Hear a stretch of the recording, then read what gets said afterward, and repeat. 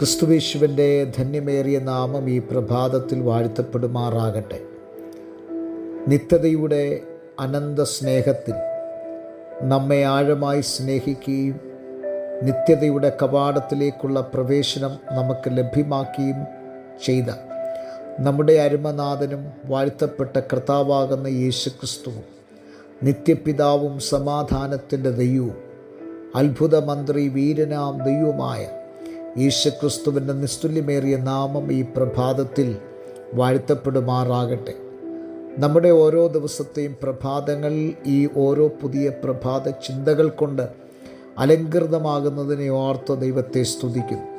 നാനാവിധത്തിലുള്ള പരീക്ഷകൾ ജീവിതത്തിന് നേരെ ഓരോ സമരമുഖങ്ങളായി ആഞ്ഞടിക്കുമ്പോൾ ആ ഓരോ സമരമുഖങ്ങളിലും ദൈവിക പ്രത്യാശകൾ കൈവിടാതെ നമ്മെ ഓരോ ദിവസവും വഴി നടത്തുന്ന ആ അനന്തമായ അഗാധമായ ആ നിത്യമായ സ്നേഹത്തെ ഓർത്ത് ദൈവത്തെ സ്തുതിക്കുകയാണ്. ആ സ്നേഹത്തിൻ്റെ മുൻപിൽ നമ്മെ ശിരസ്കനായി ഈ പ്രഭാതത്തിലും പ്രഭാത ചിന്തയിലേക്ക് പ്രവേശിക്കുകയാണ്. 1000 ആണ്ട് വാഴ്ചയുടെ തുടർമാനമായിട്ടുള്ള ഈ പഠന പരമ്പരയിൽ എന്നോടൊപ്പം സഹകരിക്കുകയും വേണ്ടുന്ന പ്രോത്സാഹനങ്ങൾ തരികയും ചെയ്യുന്ന എല്ലാ മാന്യമിത്രങ്ങൾക്കും യേശുക്രിസ്തുവിൻ്റെ നാമത്തുള്ള പ്രഭാത വന്ദനത്തെ അറിയിച്ചുകൊണ്ട് നമ്മുടെ പ്രഭാത ചിന്തയിലേക്ക് പ്രവേശിക്കുകയാണ്. നമുക്കറിയാം, നമ്മൾ ഈ ദിവസങ്ങളിൽ ചിന്തിച്ചു കൊണ്ടിരിക്കുന്നത് ക്രിസ്താവായ യേശുക്രിസ്തുവിൻ്റെ മഹത്വ പ്രത്യക്ഷതയ്ക്ക് ശേഷം സംഭവിക്കുന്ന മേഘപ്രത്യക്ഷതയുടെ കാര്യങ്ങളാണ്. ആ മേഘപ്രത്യക്ഷതയിൽ കർത്താവ് വന്ന് ഇസ്രായേലിന് വിജയം കൊടുത്തതിന് ശേഷം വീണ്ടും തൻ്റെ സഭയാം പരിവാരങ്ങളുമായി ഈ ഭൂമിയിലേക്ക് ആഗതരാകുകയാണ്. അവിടെയാണ് 24-ാം സങ്കീർത്തനത്തിൻ്റെ പ്രസക്തി കിടക്കുന്നത്. 24-ാം സങ്കീർത്തനം അതിൻ്റെ അവസാന ഭാഗങ്ങളിലേക്ക് നാം എത്തപ്പെടുമ്പോൾ വാതിലുകളെ നിങ്ങളുടെ തലകളെ ഉയർത്തുവീൻ എന്നുള്ള ആ ഭാഗത്തിൻ്റെ പൂർത്തീകരണം സംഭവിക്കുന്നത് ഈ 1000 ആണ്ട് വാഴ്ചയിലാണ്. നമുക്കറിയാം, ക്രിസ്തു തൻ്റെ സഭയാം പരിവാരങ്ങളുമായി ആയാറിൽ നിന്നും ഈ താണ ഉലകത്തിലേക്ക് വന്ന് യെരുശലേം തൻ്റെ രാജധാനിയായി ആക്കി വെച്ചുകൊണ്ട് യെരുശലേമിൽ നിന്ന് ലോകത്തെ ഭരിക്കുന്ന ഒരു ഭരണ സംവിധാനത്തെയാണ് 1000 ആണ്ട് വാഴ്ച എന്ന് പറയുന്നത്.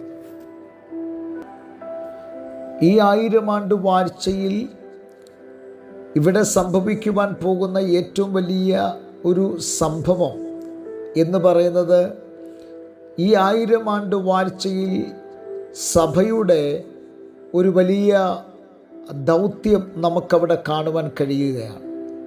ദൈവസഭയോട് ദൈവം നൽകിയിട്ടുള്ള വാഗ്ദത്തങ്ങളുടെ ഒരു പൂർത്തീകരണം ഈ 1000 ആണ്ട് വാഴ്ചയിൽ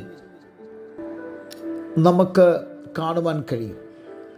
തൻ്റെ സഭയോട്, അല്ലെങ്കിൽ തൻ്റെ രക്തത്താൽ സമ്പാദിച്ച തൻ്റെ മണവാട്ടിയോട് കൽപ്പിച്ചിട്ടുള്ള അല്ലെങ്കിൽ പറഞ്ഞിട്ടുള്ള വാഗ്ദത്തങ്ങൾ അണുവിടവിടാതെ അത് പൂർത്തീകരിപ്പാൻ കഴിയുന്ന ഒരു കർത്താവ്. ആ കർത്താവ് നമുക്ക് നൽകിയ വാഗ്ദത്തങ്ങളിൽ ഏറ്റവും വലിയൊരു വാഗ്ദത്തം, ഞാൻ ഇരിക്കുന്ന ഇടത്ത് നിങ്ങളും ഇരിക്കേണ്ടതാകുന്നു എന്നുള്ളതാണ്.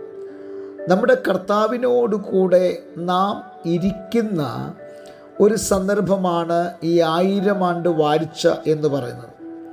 1000 ആണ്ട് വാഴ്ചയിൽ നമ്മുടെ കർത്താവിനോട് കൂടെ ഇരിക്കുകയും ഞാനും നിങ്ങളും ഇവിടുത്തെ ഒരു ഭരണാധികാരികളായി മാറ്റപ്പെടുകയും ചെയ്യുകയാണ്. ഇന്ന് നമുക്ക് ഭരണമില്ല, ഇന്ന് നമുക്ക് കയ്യൂക്കില്ല, ഇന്ന് നമുക്കിവിടെ സിംഹാസനമില്ല, ഇന്ന് നമുക്കിവിടെ അനുയായികളില്ല, ഇന്ന് നമുക്കിവിടെ സമരമുറകളില്ല, സമരങ്ങളില്ല, ഇന്ന് നമുക്കിവിടെ യാതൊരു വിധമായ ആനുകൂല്യങ്ങളുമില്ല. എന്നാൽ നമുക്ക് ഇതെല്ലാം ലഭിക്കപ്പെടുന്ന ഒരിടമാണ് 1000 ആണ്ട് വാഴ്ച എന്ന് പറയുന്നത്. ഇവിടുത്തെ സകല സംവിധാനങ്ങളും നമുക്ക് എതിരായി നിന്ന് നമ്മളെ തച്ചുടയ്ക്കുവാൻ ഇവിടെ കച്ചകെട്ടി ആയിരക്കണക്കിന് ഇറങ്ങുമ്പോൾ, നമുക്കുള്ളതെല്ലാം തല്ലിപ്പൊളിച്ച് തീക്കിരയാകുമ്പോൾ, ഇതിനെയെല്ലാം അന്നത്തെ ആ 1000 ആണ്ട് വാഴ്ചയിൽ കർത്താവ് തിരിച്ചു പിടിക്കുന്ന സന്ദർഭങ്ങളാണ്. അതെന്താണ് അങ്ങനെ പറയാൻ കാരണം? ഇവിടെ നശിപ്പിച്ചതൊക്കെ തിരികെ ലഭിക്കുമോ? അതെ പ്രിയരെ, നമ്മുടെ കർത്താവിനോടുകൂടെ നാം വാഴുമ്പോൾ നമ്മളെ ഇന്ന് വിധിച്ചവരെ നമ്മൾ ന്യായം വിധിക്കുന്ന ഒരു സന്ദർഭമുണ്ട്. അങ്ങനെ ആ 1000 ആണ്ട് വാഴ്ചയിൽ ഞാനും നിങ്ങളും സിംഹാസനരൂഢരായിരിക്കുകയും ന്യായം വിധിക്കുകയും ചെയ്യും. പത്രോസിനോട് പറഞ്ഞത് 12 ഗോത്രങ്ങളെ നിങ്ങൾ ന്യായം വിധിക്കുമെന്നാണ്. അങ്ങനെയാണെങ്കിൽ മുഖപക്ഷമില്ലാത്ത കർത്താവ് ആ 12 ശിഷ്യന്മാർക്ക് മാത്രമല്ല അധികാരം കൊടുക്കുന്നത്. കർത്താവ് പറഞ്ഞ സ്റ്റേറ്റ്മെൻറ്റ് പറഞ്ഞ് ഈ പകലിൽ അവസാനിപ്പിക്കാം. സ്വർഗത്തിലെ സകല അധികാരവും ഭൂമിയിലെ സകല അധികാരവും പാമ്പുകളെയും തേളുകളെയും ശത്രുവിൻ്റെ സകല ബലത്തെയും ചവിട്ടുവാൻ നമുക്ക് അധികാരം കർത്താവ് തന്നിരിക്കുകയാണ്. ആകയാൽ ഈ പ്രഭാതത്തിൽ ആ അധികാരം നമുക്ക് കൈമുതലാക്കി എടുത്തുകൊണ്ട് വിശ്വസ്ത സേവകരായി മുന്നേറുവാൻ പരിശുദ്ധാത്മാവ് നമ്മളെ സഹായിക്കുമാറാകട്ടെ. 1000 ആണ്ടിൻ്റെ തുടർമാനമുള്ള പഠനഭാഗങ്ങൾ അടുത്ത ദിവസങ്ങൾ നമുക്ക് കേൾക്കാം. കണ്ണുകളെ അടയ്ക്കാം, പ്രാർത്ഥിക്കാം. നല്ല ദൈവമേ, സ്വർഗസ്ഥ പിതാവേ, ജനത്തെ അനുഗ്രഹിച്ച് പ്രാർത്ഥിക്കുന്നു, വലിയ അനുഗ്രഹമാക്കി തീർക്കണം.